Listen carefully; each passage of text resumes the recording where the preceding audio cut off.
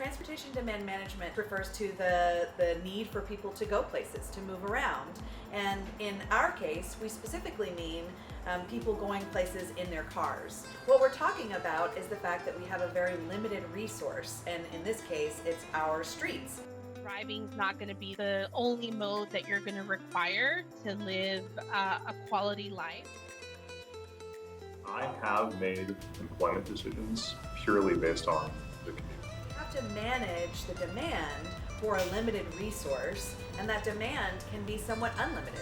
So the way that we manage that demand is by giving people other choices of ways to get around. I think you'd be surprised how many people would try different things if they're given the right incentives.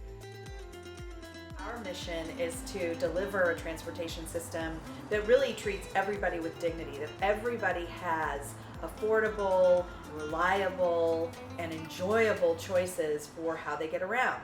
And so transportation demand management is a really key part of delivering on that mission. Angelenos are really changing the way they get around the city. And by incorporating transportation demand management within our city rules, what we're going to see is more transportation options paired with development. And we're going to see more options, making it much easier to get to things like Metro Rail or the bus. We needed to think in a new way, and that's not just building infrastructure, it's building programs and incentives.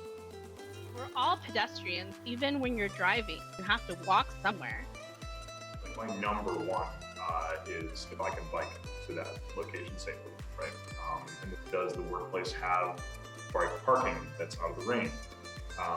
Do they have shower facilities? Most folks, when you talk about why don't you ride transit? It's because it's not dependable.